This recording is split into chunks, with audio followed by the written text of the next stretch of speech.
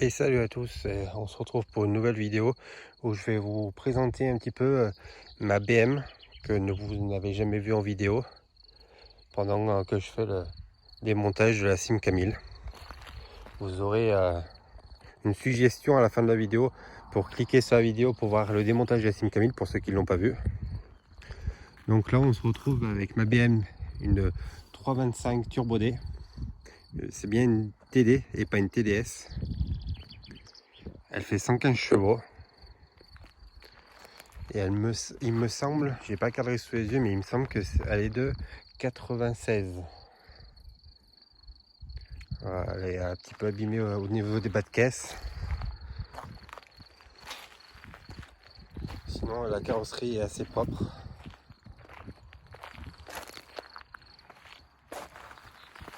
Donc vous voyez, c'est bien une TD et pas une TDS. Pas comme ce qu'utilise la boiserie.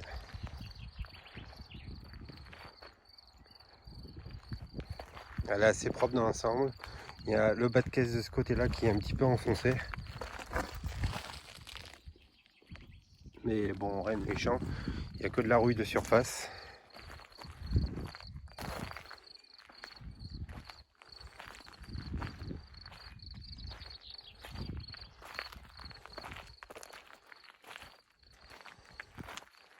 Donc au niveau de l'extérieur, il n'y a pas grand chose à dire.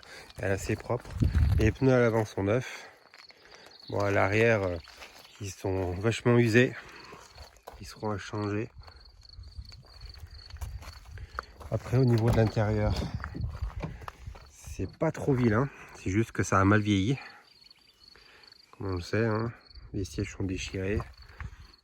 Là, c'est en mauvais état. Et le ciel de toit, il tombe. Mais même si ça a mal vieilli, c'est pas trop vilain encore. On peut voir les sièges sont déchirés, quoi. Les coutures ont lâché. Bon, là, elle est un petit peu sale. Mais c'est rattrapable. Voilà, le ciel de toit, il tient plus. Comme m'a dit l'ancien propriétaire quand je l'ai acheté, il m'a dit que c'était la maladie des BM. Surtout des E36 comme ça. Là, c'est le coffre.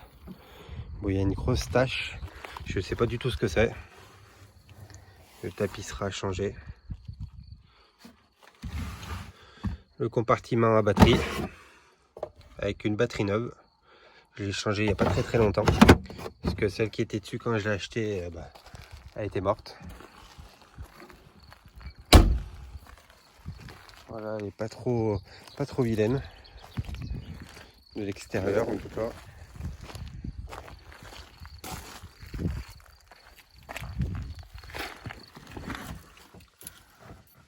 Donc on peut voir sur le compteur, qu'elle a 192 000 d'origine. Alors j'ai le voyant de l'ABS qui reste allumé et ce voyant là. Du coup, elle était déjà comme ça quand je l'ai acheté. Le gars m'a dit juste qu'il y a un capteur ABS à changer à l'avant. Et ça, c'est par rapport aux plaquettes que ça n'a pas été remonté. Le connecteur n'a pas été remonté. Je n'ai pas encore vérifié, parce qu'elle roule très bien. Donc j'ai pas encore vérifié, mais ça sera vérifié. Donc on verra si ce qu'il a dit est vrai ou pas.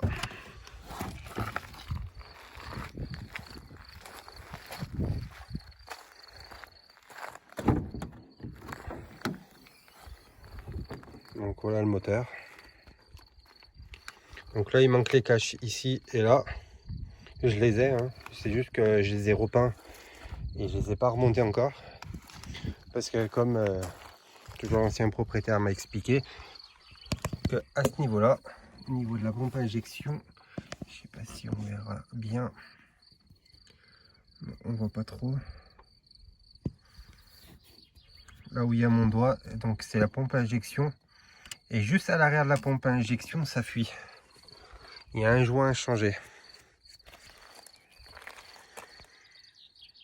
Et a priori, c'est pareil, c'est la maladie des E36 comme ça. Donc là, c'est assez propre, hein. Bon, le vernis est parti là. Ça change un peu de couleur ici. pareil pour les tuyaux. Après sinon, le compartiment est propre, pas de rouille, pas trop sale. Voilà, le courroie d'accessoires avait été changé aussi. Pas longtemps avant que je l'achète. Donc il n'y a pas grand chose à redire. Ça marche plutôt bien, ça fait 115 chevaux. Mais franchement ça marche très très bien.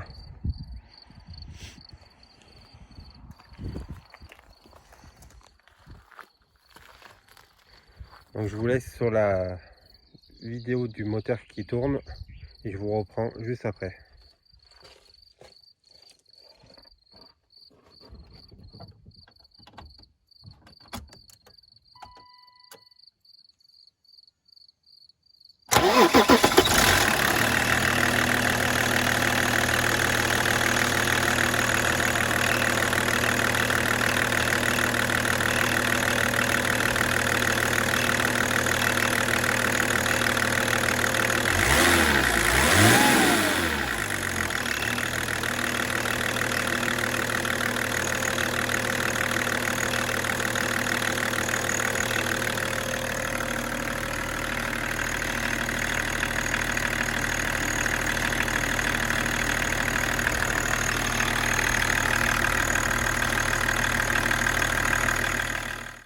Voilà, comme vous avez pu entendre, le moteur démarre et tourne très bien. Il faut juste que je trouve comment changer le joint de la pompe à injection qui fuit. Il n'y a qu'un joint qui fuit. D'ailleurs, j'ai acheté la pochette, je vais vous faire voir.